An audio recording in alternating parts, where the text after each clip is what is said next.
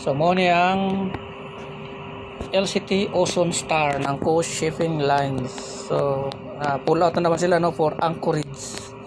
Kay papalit sa kanila yung MB Piña Francia Tres Reyes. Sila lang yung babalik-balik dito no. Pero iba-iba sila ng ruta no. Yung isa sa Borjas Island, tapos ito naman sa Masbate no, sa Coast Shipping Lines no ng Ocean Star no. So yan no, naka-depart na siya, libre na siya sa rampahan. Galing niya dito no. Yan, tingnan mo no, dito lang siya umikot sa malapit no, malapit lang siya diyan lang siya ikot sa malapit.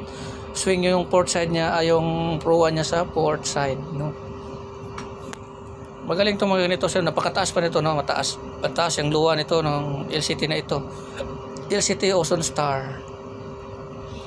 Shout out sa lahat ng mga crew, especially dito sa may forward no, sa may rampa.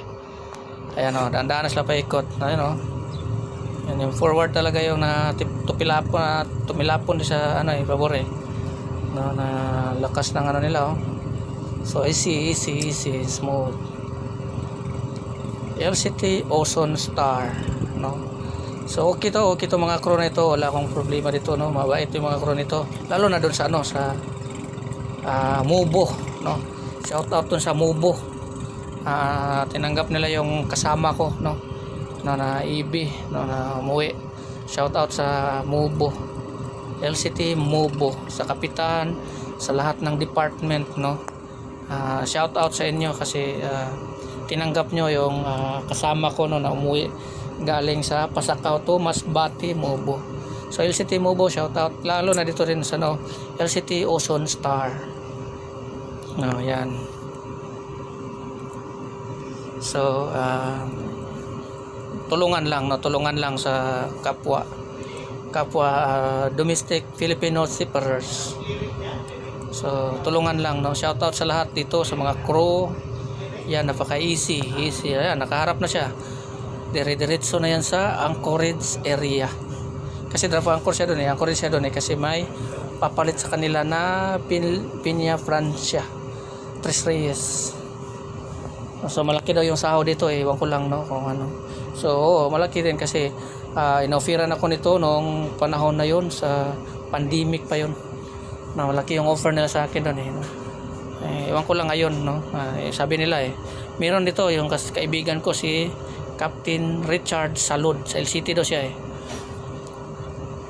So nandun siya sa LCT, si Captain Richard Salud, shout out sa iyo no.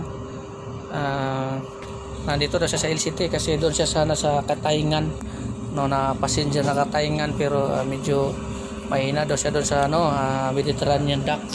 So nilipat daw siya doon sa LCT, kung saan siya sa LCT no. Shout out no sa lahat no, lalo na dito sa LCT Ocean Star. Nandito sila ngayon sa Pasakaw, Darwanak, Pasakaw, Camarines Sur. Dito sila no, pabalik-balik lang yung biyahe nila, Darwanak, Pasakaw to Masbate. Ayan no, Masbate yung biyahe nila. So sino yung gustong sumakay papuntang Masbate, andito lang no, ang LCT Ocean Star at LCT Mubo ng Coast Shipping Lines. Dito lang no.